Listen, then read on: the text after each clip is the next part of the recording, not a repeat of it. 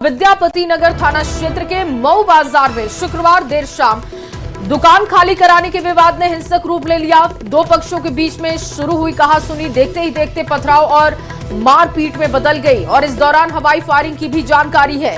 जानकारी के अनुसार दुकानदार प्रभास साह और जमीन के कथित खरीदार गोविंद कुमार साह के बीच दुकान खाली कराने को लेकर लंबे समय से विवाद था।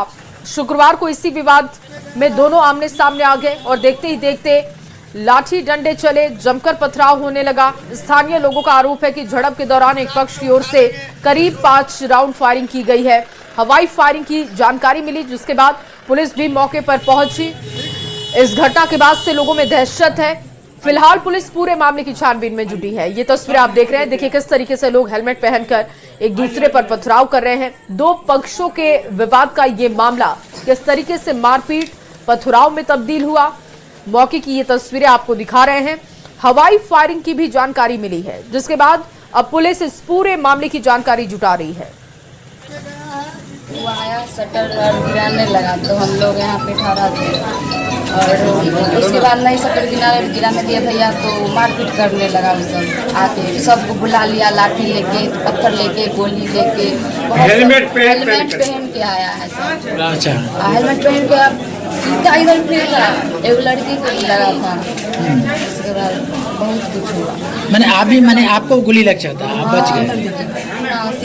करने के लिए गई, आधा खाली करने के लिए, आधा खाली करने के लिए। और उसका भाई जो है गाछी पे दिया और उसका भाई एग्रीमेंट बना दिया है। घटना में कितने लोग जख्मी हुए हैं? जख्मी हाँ, कितने लोग जख्मी हुए? 12-13 आदमी जख्मी हुआ है। हाँ, आप भी जख्मी हुए हैं? हाँ, देखिए ना भाई, हाँ, रोड़ा मारा है यहाँ। अच्छा। बचाए ऐसे करके, हाँ। नहीं तो फेस हमारा फट जाता। अच्छा, गोली भी चला, रोड़ा भी चला? गोली भी चला है। कितने की संख्या में लोग थे? 20-25 आदमी से था। कहाँ के लोग थे सब? बस वो चौक पर सोना सब था। मामला हुआ है? मामला हुआ ही दुकान पे आकर के गोली मारी, ईटा पत्थर चलाया है। उधर से 25-30 को की संख्या में आदमी आया और गोली चलाना शुरू कर दिया। सब मंदिर के कैमरा में कैद है, बच्चा लोग के कैमरा में कैद है। एगो लड़की के कान के बगल से गोली पास किया है। दुकानदार जो है उसका कपार फट गया है। इसमें तो हमको लगता है कि अभी तक प्रशासन भी आया है 20-25 मिनट लेट। और क्या हो रहा है हमको कुछ समझ में नहीं आया है। वो लोग पैसा वाला है, उस सबको जिस सबसे झंझटे करता है पैसा है। और इस खबर पर ज्यादा जानकारी के साथ मुकेश जुड़ चुके हैं। मुकेश, ये क्या घटना है और अब तक इस मामले में क्या कार्रवाई हुई है? क्या किसी की अब तक गिरफ्तारी की गई है? जी, अभी तक गिरफ्तारी इस पूरे मामले में नहीं हुई है। पुलिस के द्वारा जो आरोपी है उन के गिरफ्तारी के लिए छापेमारी की जा रही है। और जो पूरा मामला है वो जमीन से जुड़ा हुआ है और जो दो भाइयों के बीच पहले से विवाद चल रहा था और जब एक की मौत हो गई कुछ दिन पहले, उसके बाद दूसरे भाई के द्वारा उनके हिस्से की जमीन को जो बताया गया है बेच दिया गया। और ये जो दुकान को लेकर के जो विवाद हुआ खाली कराने के लिए, बताया जाता है कि जिनके द्वारा बेचा गया है और जो भाई की मौत हुई है वो एक जो गाछी वाली जमीन थी वो बेच दिए थे और उसी के एवज में एग्रीमेंट करके दुकान उस के बदले में दुकान में जमीन दिए थे और उसी को लेकर जब उनकी मौत हो गई तो उस जमीन को बेच दिया गया। और रात में करीब 20 से 25 की संख्या में लोग वहाँ पहुंचे और विवाद शुरू हुआ और फिर विवाद पथराव में तब्दील हुआ और देखते देखते पूरा इलाका रण क्षेत्र में बदल गया। और वहाँ पे इस पथराव की घटना में कई लोगों को चोट भी आई है और फायरिंग की भी बात हो रही है। पुलिस इस फायरिंग के मामले की जांच कर रही है। आसपास जो भी सीसीटीवी कैमरे लगे थे उसे फुटेज निकाल के पूरे मामले की तहकीकात में जुटी हुई है और अभी फिलहाल किसी की गिरफ्तारी की बात नहीं आई। बहुत शुक्रिया मुकेश तमाम जानकारी के लिए। पटना स्थित एम्स में महिला कर्मी और उसकी नाबालिग बेटी से कथित छेड़छाड़ का गंभीर मामला सामने आया है। मामले में पुलिस ने आउटसोर्स कनीय प्रशासनिक अधिकारी अश्विनी कुमार सिंह को गिरफ्तार किया है। पीड़ित महिला कर्मी ने आरोप लगाया है कि आरोपी पिछले करीब 2 वर्षों से उसे लगातार मानसिक रूप से प्रताड़ित कर रहा था और अनुचित व्यवहार करता था। महिला का यह भी आरोप है कि विरोध करने पर उसे नौकरी से निकालने की धमकी दी जाती थी। शिकायत में नाबालिग बेटी के साथ भी छेड़छाड़ का आरोप लगाया गया है।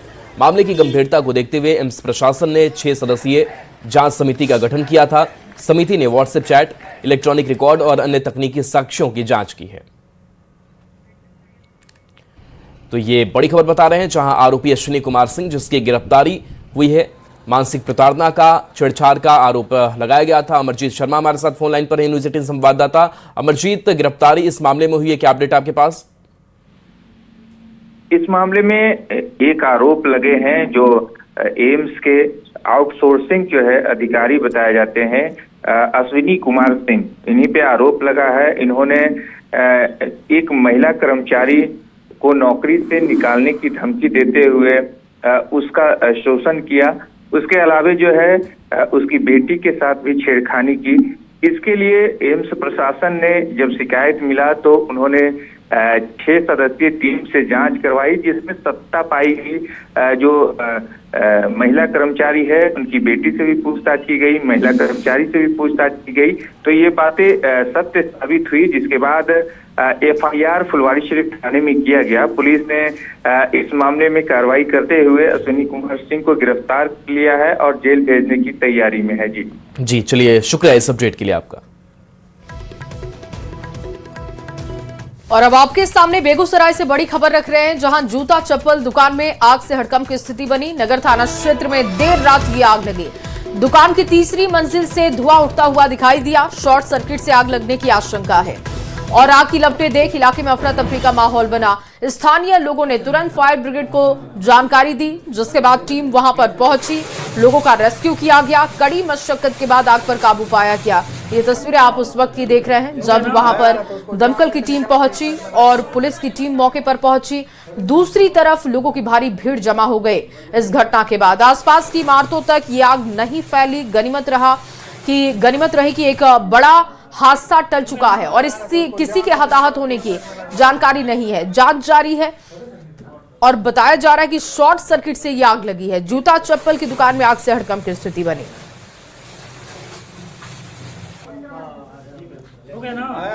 जहां अभी लगभग 10 मिनट पहले ही हम लोगों को सूचना मिली कि यहाँ आग लगी हुई है, तो हमारी 2 छोटी वाहन यहाँ पे आई और धुआं यहाँ भी वही थोड़ा धुआं निकलने का स्पेस कम था और शॉर्ट सर्किट की आग थी। मीटर वहाँ पे लगा हुआ था, वहीं पे शॉर्ट सर्किट की घटना हुई, जिसके वजह से वहाँ आग लग गई। जो कि छोटी सी आग थी, उसको कंट्रोल कर लिया गया 10 से 15 मिनट।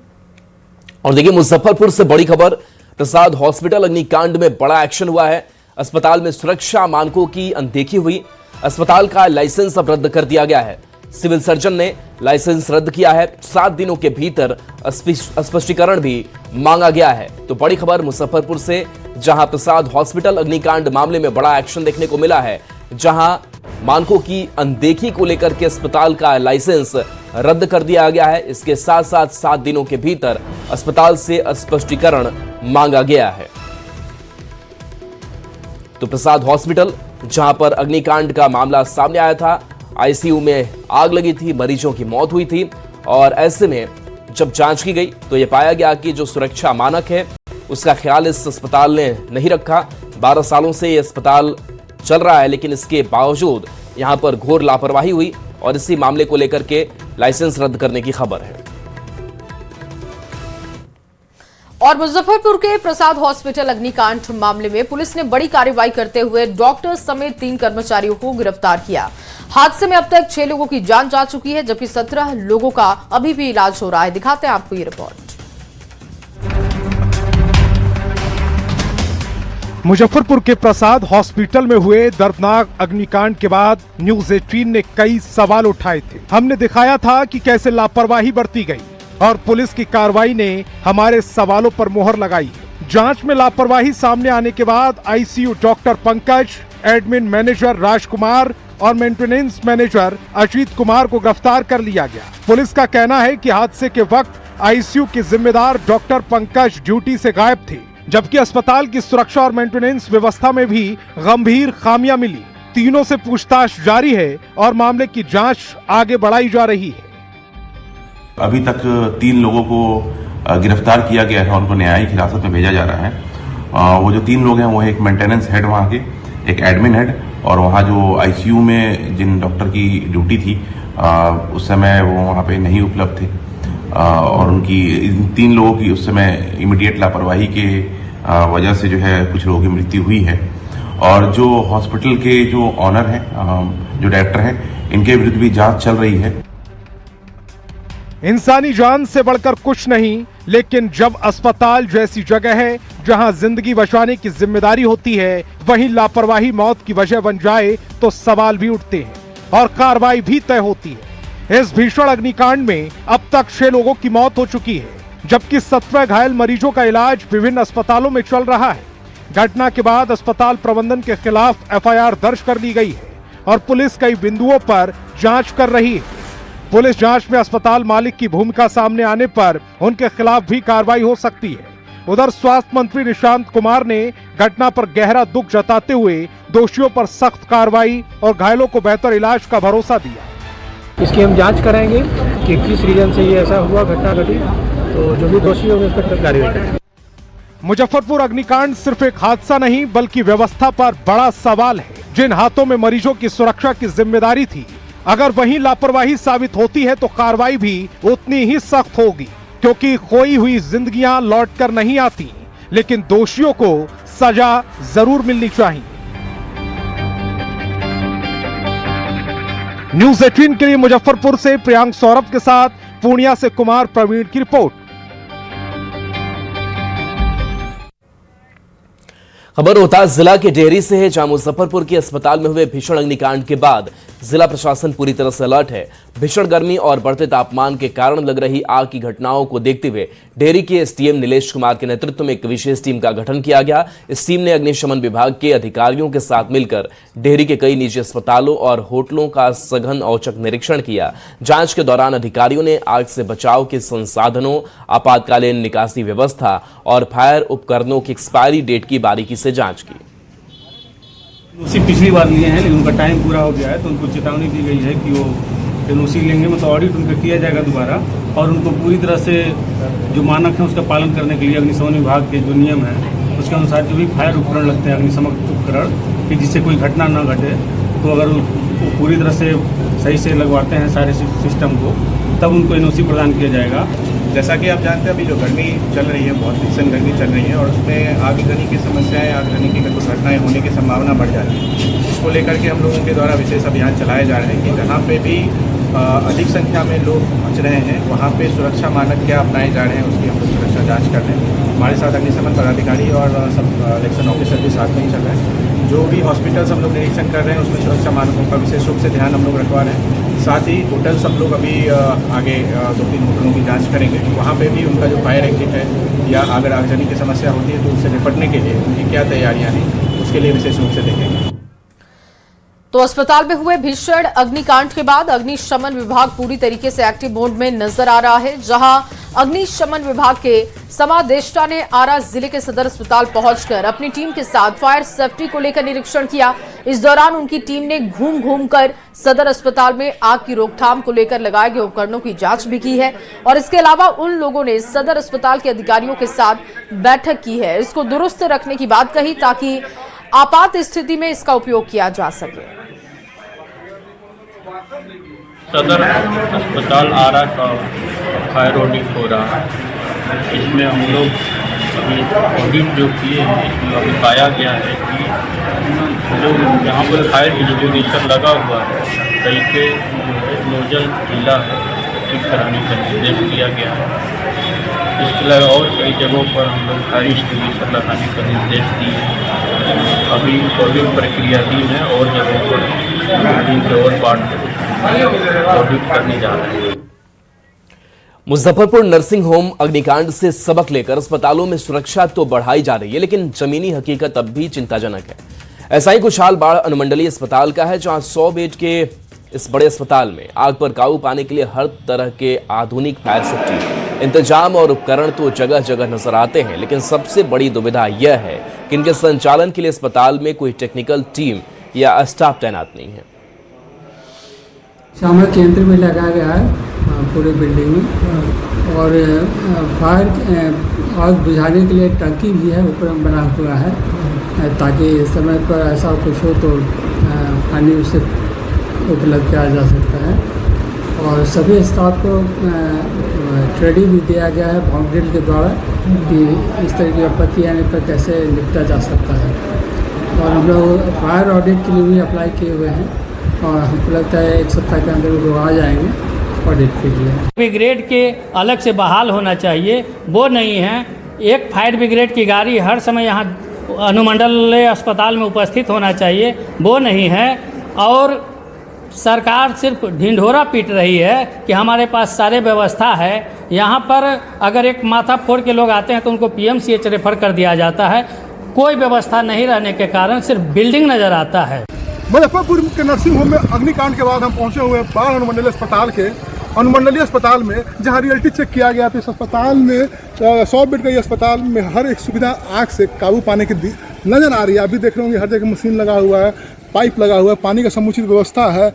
उपाधीक्षक बताया कि समय पर लोगों को ट्रेनिंग भी दिया जाता है। लेकिन सबसे बड़ी सवाल ये है कि इतना बड़ा बिल्डिंग बना है, 100 बेड का अस्पताल है, लेकिन अस्पताल में कोई टेक्नीशियन नहीं है, कोई टेक्निकल टीम नहीं है। जब आग लगे तो इस पर काबू पाएँ या फिर मशीन को कैसे ऑपरेट करें।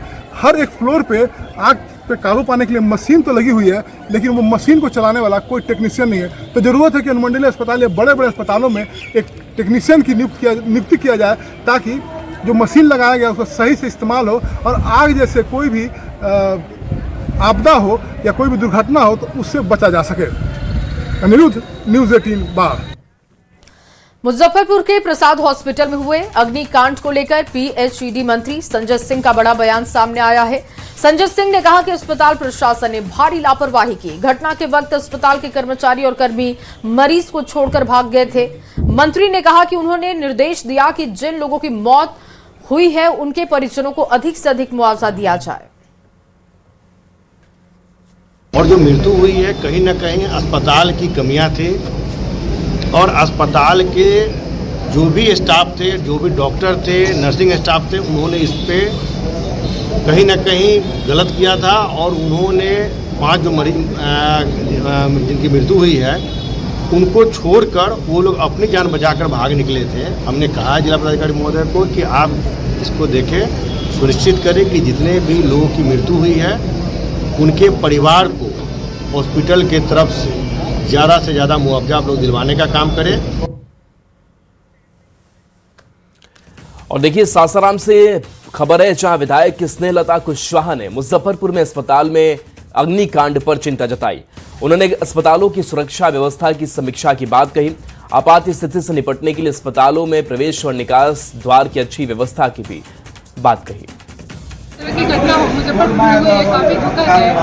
और जो भी हॉस्पिटल में इतनी सुविधा होनी चाहिए, हर हॉस्पिटल में उस तरह का व्यवस्था हो कि कभी भी अगर ऐसा कंडीशन आ जाए कि दुर्घटना हो, मरीजों को निकालना हो, उस तरह की व्यवस्था होनी चाहिए हर हॉस्पिटल में।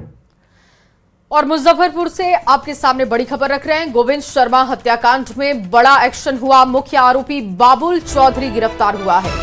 दरभंगा एयरपोर्ट से गिरफ्तार हुआ मास्टरमाइंड बाबुल चौधरी उर्फ रविकांत की गिरफ्तारी की गई है। दरभंगा एयरपोर्ट के नजदीक से इसकी गिरफ्तारी की गई। ये देखिए तस्वीरें भी आपको दिखा रहे हैं। बाबुल के साथ ही सौरभ कुमार रक्सौल से गिरफ्तार हुआ है और सौरभ के निशानदेही पर खून लगा कपड़ा भी बरामद कर लिया गया। बाबुल और गोविंद में जमीन कारोबार और वर्चस्व को लेकर विवाद था। शहर के अलग अलग 3 जमीनों को लेकर इनका विवाद चल रहा था। मामले में पहले ही गिरफ्तारी हो चुकी है। एक पुलिस आरोपी बाबुल को लेकर पहुंची घटनास्थल और आइकन टावर आरोपी से घटनास्थल पर लगातार पूछताछ की गई। एक जानकारी उससे ली गई। 31 मई की रात को कुख्यात शार्प शूटर गोविंद शर्मा की हत्या हुई थी। छोटी कल्याणी रोड स्थित आइकन टावर में अपराधियों ने ताबड़तोड़ फायरिंग की थी और इसी मामले में ये बड़ी गिरफ्तारी है। और अब बताया जा रहा है कि जमीन का विवाद था जिसको लेकर यह हत्या की गई। बाबुल को लेकर घटनास्थल पर टीम पहुंची जहां पर उससे पूछताछ की गई। 31 मई की रात गोविंद की हत्या हुई थी। इस पूरे कांड के मास्टरमाइंड बाबुल चौधरी थे। उनका नाम रविकांत है, जो थाना कुर्नी के रहने वाले हैं। इनके और भी टीम के मेंबर हैं जिनको गिरफ्तार किया गया। वो है सौरभ कुमार, जो थाना पारू के रहने वाले हैं। इससे पहले जो है रविकांत जो बाबुल चौधरी हैं, इनके द्वारा जो है एक वीडियो सोशल मीडिया पे पब्लिश करके एक वीडियो में अपना कबूल किया गया था कि इन्होंने गोली चलाई थी और उसको मारा था। इसके बाद जो है रविकांत जो बाबुल चौधरी, इनको दरभंगा एयरपोर्ट के पास से इनको गिरफ्तार किया गया है। और देखिए, लखनऊ एयरपोर्ट पर कस्टम ने 10 करोड़ की ड्रग्स पकड़ी है। ट्रॉली बैग की तलाशी में 13 संदिग्ध पैकेट बरामद हुए हैं। एनडीपीएस के तहत एक आरोपी गिरफ्तार किया गया है। बैंकॉक से मस्कट होते हुए लखनऊ आरोपी पहुंचा था। तो बड़ी खबर, लखनऊ एयरपोर्ट पर कस्टम ने 10 करोड़ की ड्रग्स पकड़ी है। ट्रॉली बैग की तलाशी में 13 संदिग्ध पैकेट मिले। एनडीपीएस एक्ट के तहत एक आरोपी को गिरफ्तार किया गया है। बैंकॉक से मस्कट होते हुए लखनऊ आरोपी पहुंचा था। और अगली खबर बेतिया से, जहां मादक पदार्थों के अवैध कारोबार के खिलाफ पुलिस ने बड़ी कार्रवाई की। पुलिस ने 4 करोड़ रुपए से अधिक की कीमत के जब्त नशीले पदार्थ को नष्ट भी कर दिया है। और अदालत के आदेश पर एसपी की नेतृत्व में रामगढ़वा राइस मिल परिसर में करीब 445 किलो जब्त मादक पदार्थ और 2.5 किलोग्राम नशीले कैप्सूल को नष्ट किया गया। और ये तस्वीरें आप देख रहे हैं, जब एक्शन हो रहा था उस वक्त की तस्वीरें। मादक पदार्थों का अवैध कारोबार जिसका खुलासा किया गया, मादक पदार्थों को नष्ट किया गया। आरा से बड़ी खबर, जहां ठनका गिरने से कोहराम मचा है। ठनके की चपेट में आकर 6 लोग झुलस गए। बालू घाट पर काम मजदूर कर रहे थे। सभी मजदूर आरा सदर अस्पताल रेफर किए गए हैं। तो बड़ी खबर आरा से, जहां ठनका गिरने से कोहराम मचा है। ठनके की चपेट में आकर 6 लोग झुलसे हैं। बालू घाट पर काम ये मजदूर कर रहे थे। तो बालू घाट पर मजदूर काम कर रहे थे। आरा से ये बड़ी खबर बता रहे हैं, जहां सभी मजदूर आरा सदर अस्पताल रेफर किए गए हैं। इलाज जारी है। नीचे ये बालू मजदूर थे, लोग बैठे हुए थे और अचानक वह आकाशीय बिजली गिरा और ये लोग सब लोग, कई आदमी कुल जख्मी है। 6 रेफर हमने बात हुए हैं। जल्दी से पेशेंट मेरे पास आए और हम लोगों ने तुरंत टीम बनाई। हमारे डॉक्टर नीतीश, डॉक्टर उपाध्याय मेरे साथ हैं। मैं डॉक्टर प्रभारी रणधीर कुमार ने तुरंत अपनी टीम गठित की और टीम का जैसे प्राथमिक उपचार करते हुए उसे रेफर किया है। और फिलहाल इस बुलेटिन में बस